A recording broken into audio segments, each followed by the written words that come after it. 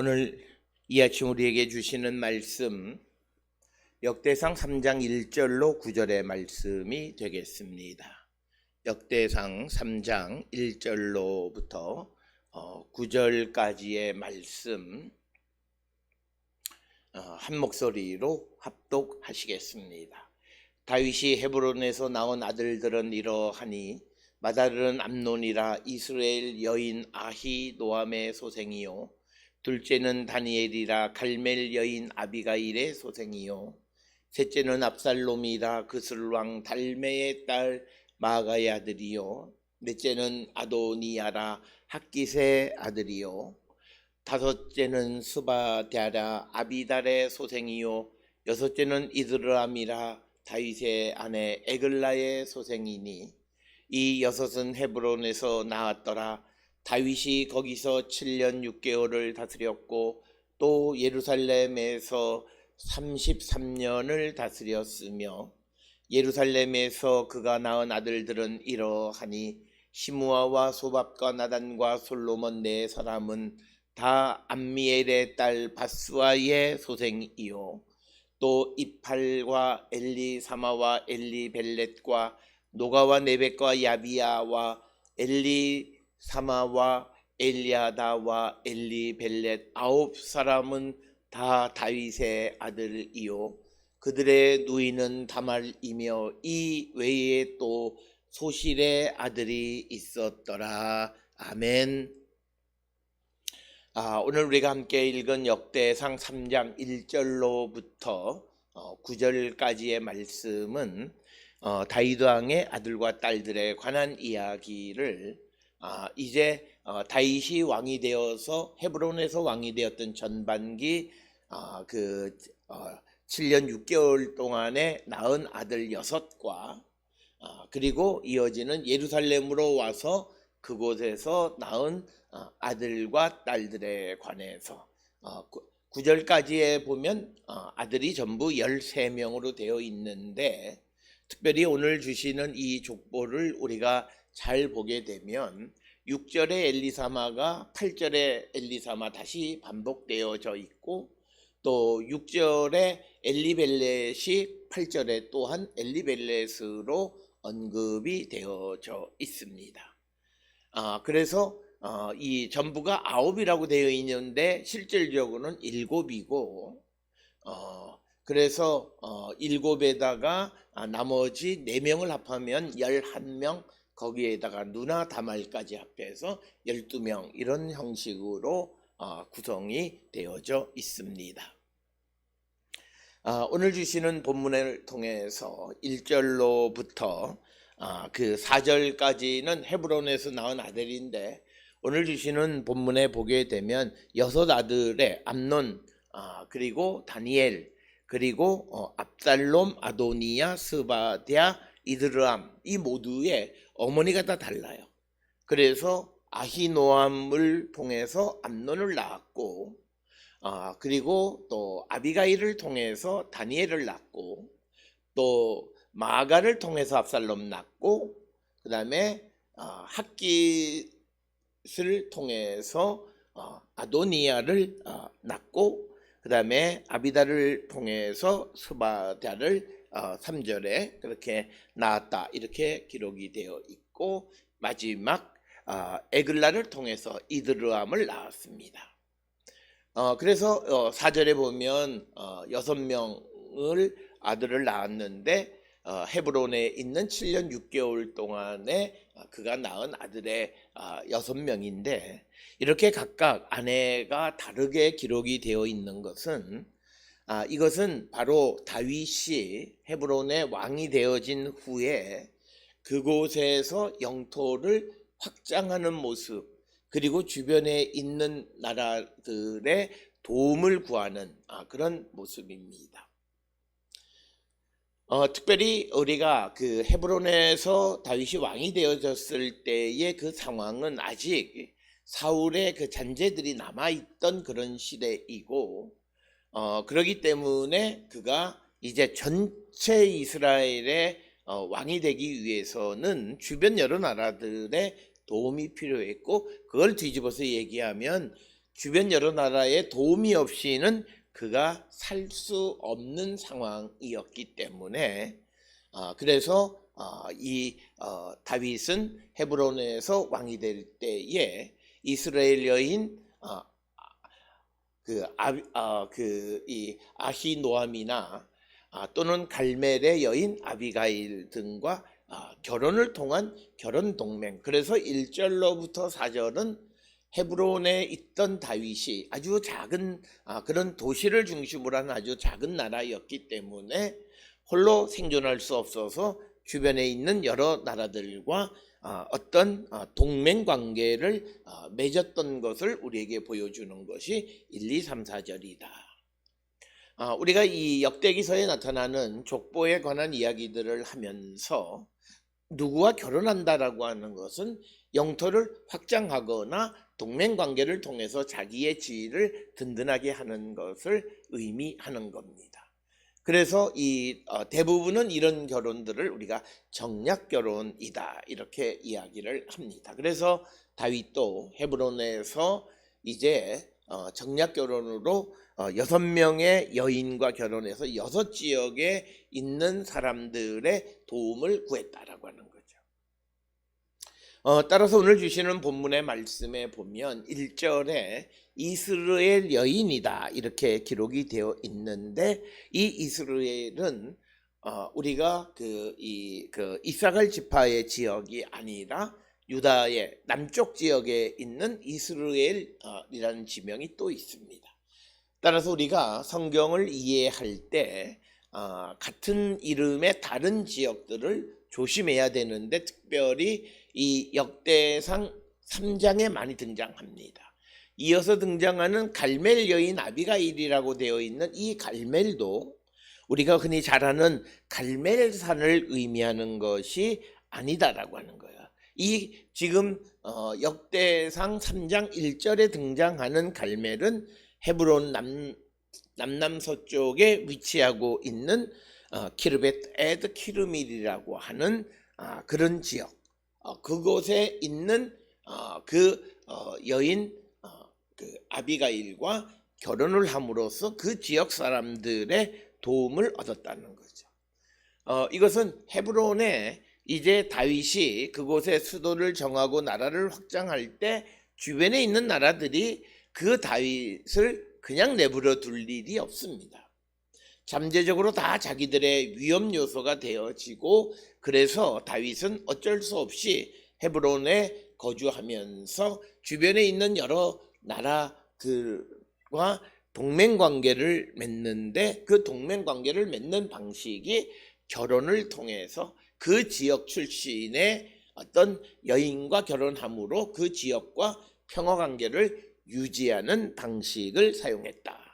그래서 오늘 주시는 본문의 헤브론에서 낳은 첫 아들 암논과 다니엘의 그 어머니들은 전부 다 헤브론 근처에 있는 지역, 즉 이스라엘과 갈멜 출신의 여인들과 결혼하고 거기서 아이를 낳음으로 그 지역들의 어떤 도움을 구하는 그런 모습을 1절에서 보여주고 있고, 그렇게 해서 낳은 아들이 암논과 다니엘이다.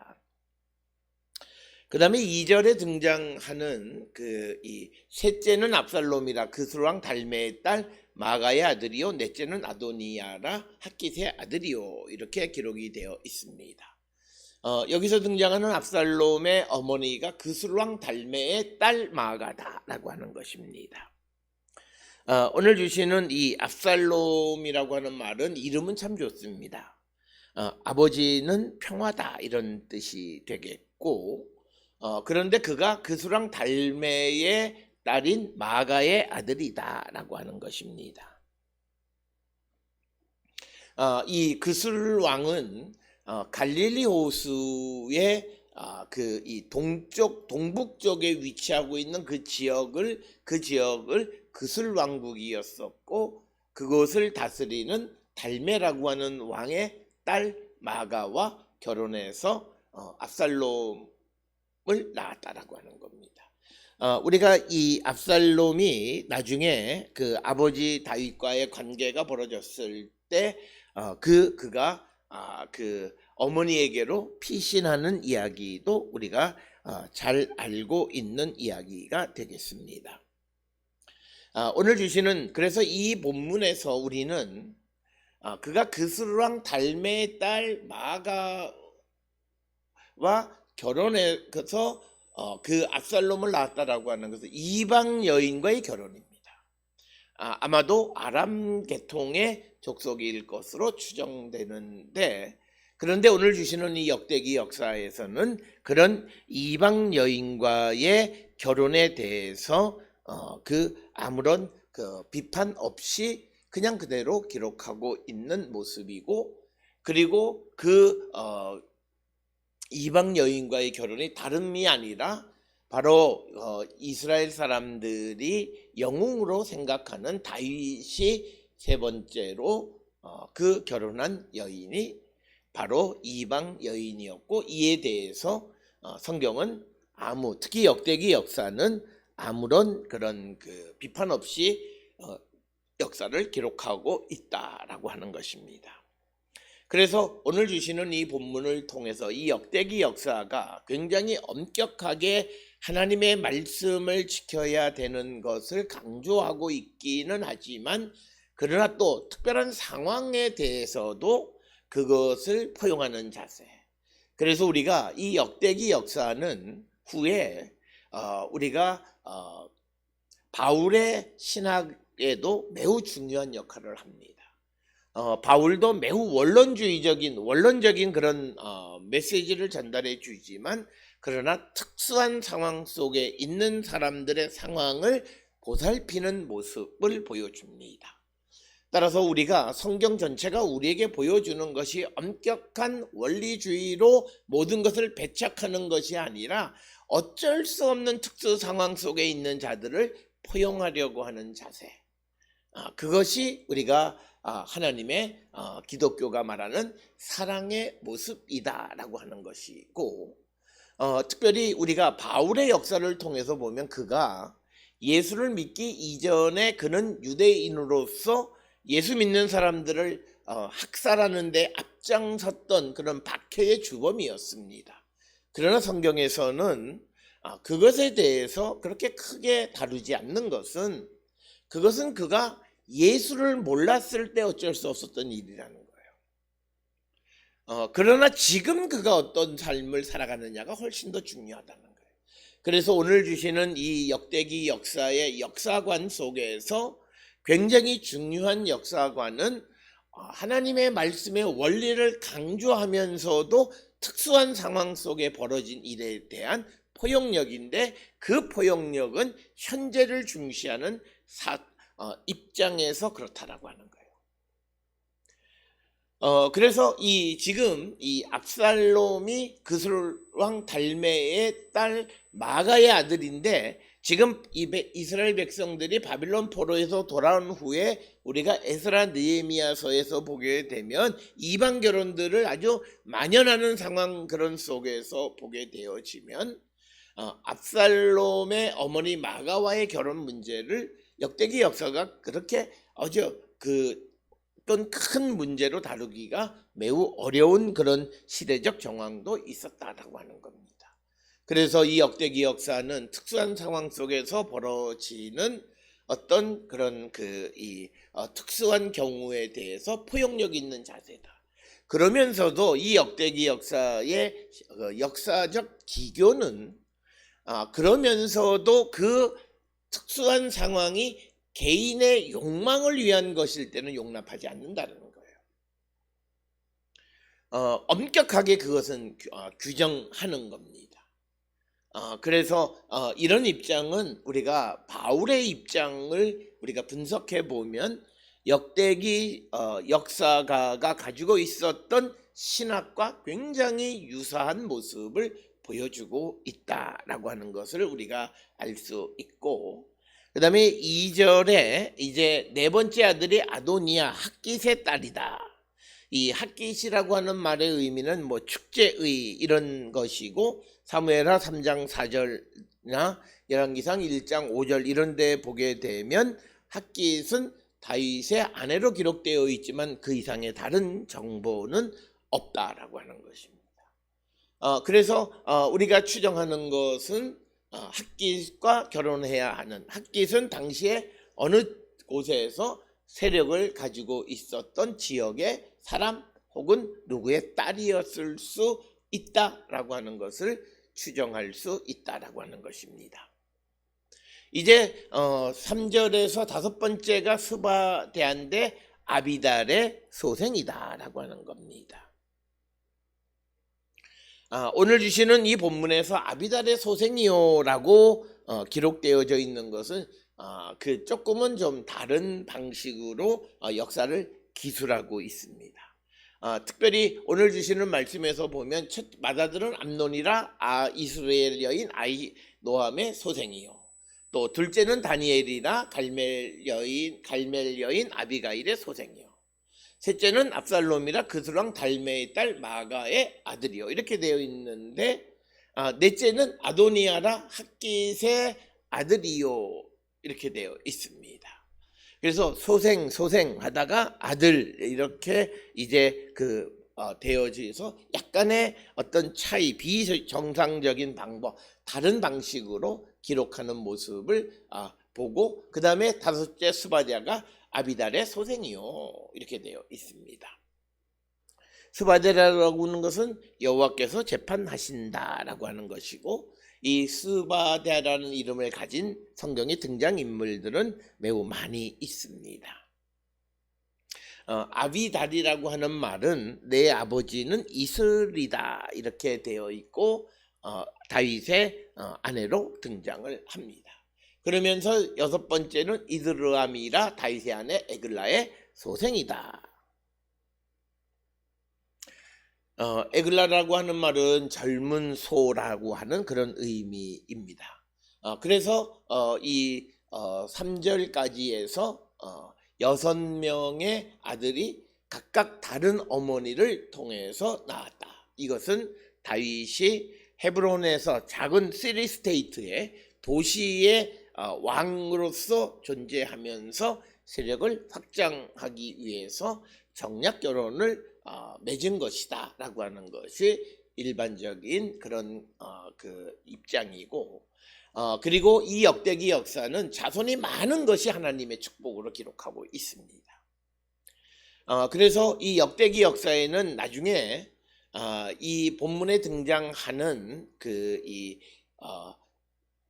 헤브론에서 낳은 아들 그리고 예루살렘에서 낳은 자녀들 사이에 대결이 벌어지는데 그것은 우리가 2절에 등장하는 네 번째 아도니아와 그 다음에 예루살렘에서 낳은 네 번째 아들 솔로몬 사이에 왕위 쟁탈전이 벌어지는 그런 역사를 우리가 사무엘서 그리고 열왕기서를 통해서 알 수 있는데 이 역대기 역사는 그런 것에 관심이 없어요. 이 역대기 역사는 자손이 많은 것은 어쨌든 하나님의 축복이다라고 하는 그런 관점이에요. 그래서 이 속에 들어있는 이방 결혼이라든지 그리고 왜 7년 동안에 6 아내를 맞아서 6 아들을 낳은 그런 사건에 대한 어떤 평가 없이 그냥 자녀를 낳은 것 그 자체 그것만 기록하고 있습니다. 그래서 4절에 여섯은 헤브론에서 나왔더라. 다윗이 거기서 7년 6개월을 다스렸고 또 예루살렘에서 33년을 다스렸다 이렇게 기록하고 있습니다.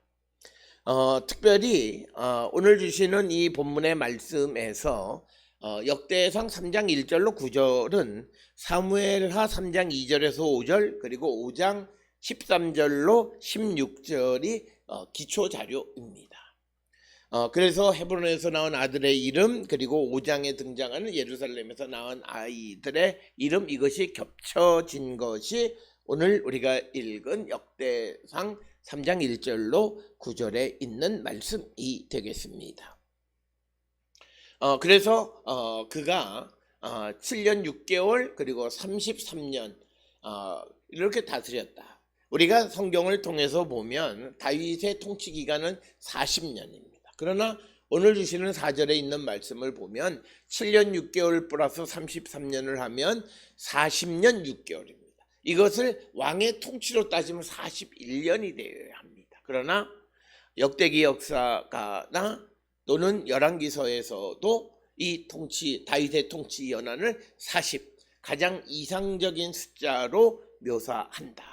그래서 오늘 주시는 이 말씀을 통해서 성경에 등장하는 숫자가 정확한 의미라기보다는 그것을 통해서 어떤 의미를 보여주는 라운딩 숫자이다. 대략적인 숫자이다라고 하는 거예요. 그래서 우리가 그 숫자에 너무 연연해 하는 것은 바람직하지 않고, 오늘 주시는 이 4절의 표현은 사무엘하 5장 5절에 나와 있는 표현을 그대로 차용한 그런 표현이 되겠습니다. 이제 5절로부터 9절, 8절, 9절에까지 예루살렘에서 낳은 아들들에 대해서 언급합니다. 여기에는 먼저 4명, 시므아, 소밤, 나단, 솔로몬. 그런데 이들은 암미엘의 딸 밧수아로부터 낳은 자녀들이다, 이렇게 이야기합니다. 그래서 오늘 주시는 5절을 통해서 보면 시므아, 소밤, 나단, 솔로몬 4번째입니다. 앞에서도 말씀을 드렸듯이 3장 2절에 아도니아, 나중에 다윗의 뒤를 이은 그 왕 솔로몬이 왕이 되기 전에 먼저 자기가 왕으로 선언했던 사람이 아도니아인데, 아도니아는 이 헤브론에서 낳은 아들 중에 4번째 아들입니다. 그런데 이제 그 왕위가 5절에 의하면 예루살렘에서 낳은 아들의 4번째 솔로몬에게로 넘어가는 그런 두 사람 사이의 갈등 관계를 우리가 성경을 통해서 찾아볼 수 있다. 이 밧수아라고 하는 것은 수아의 딸 이런 뜻인데, 우리가 밧세바는 그 이름과 같은 이름으로 보통 이해를 합니다. 그러면서 그 이외에 이제 이팔, 엘리사마, 엘리벨렛, 노가, 네벡, 야비야, 그리고 또 8절에 엘리사마, 엘리아다, 엘리벨렛, 9은 다 다윗의 아들이요. 그러면 6절로부터 8절까지 나열되어져 있는 이 다윗의 아들 9이라고 기록되어져 있는데, 이들도 밧수아가 낳은 것이냐? 그건 아닌 것 같아요. 그리고 그거에 대한 언급은 없어요. 그래서 우리가 앞에서 5절에서 그 4명을 언급하고 시므아, 소밤, 나단, 솔로몬을 언급하고 이들이 암미엘의 딸 밧수아의 소생이다 이렇게 되어 있기 때문에 이 4명만 밧수아가 낳고, 이어지는 이팔로부터 시작을 해서 8절 끝에 있는 엘리벨렛까지 이 사람들은 또 다른 아내들을 통해서 얻은 것으로 우리가 추정을 할 수 있습니다. 그런데 이 6절로부터 8절까지에서 문제가 되는 것은 바로 6절의 엘리사마와 엘리벨렛이 8절의 엘리사마와 그 다음에 맨 마지막에 엘리벨렛이 다시 한번 언급이 되어져 있다라고 하는 것입니다. 그랬을 때 이것이 같은 사람이냐 아니면 착오냐라고 하는 것, 이것에 문제가 생깁니다. 그래서 보통 학자들은 이 뒤에 보면 9사람이다 이렇게 되어 있는데, 이 9이란 말은 엘리사마와 엘리벨렛이 반복되어져 있는 것으로 보고, 이 예루살렘에서 전부 낳은 사람의 수를 의미하는 것이 아니냐 이렇게 말하기도 하지만, 그러나 이것을 정확하게 입증하기는 또 매우 어렵다. 실질적으로 계산해 보면 4사람에 9사람 13, 그리고 다말까지 하면 14시인데 4수로 기록이 되어 있습니다. 따라서 이 적어도 8절에 엘리사마와 그 다음에 엘리벨렛은 착오로 인한 기록이다 이렇게 보통 많이 이해들을 하는 모습이 되겠고, 그렇게 되면 7명이고 여기에 앞에서 본 4명, 바수아의 아들 4명을 합한 11명. 그래서 그 11명의 12를 맞추기 위해서 9절에 다말에 대한 이야기가 기록되어져 있다 이렇게 이야기를 합니다. 그런데 이 6절로부터 8절에 있는 이름 중에서 많은 사람들이 관심을 갖지 않은 엘리야다라고 하는 그 이름이 매우 중요한 이름이 되겠습니다. 왜냐하면 이 엘리야다는 부엘야다로 역대상 14장 7절에 기록이 되어져 있습니다.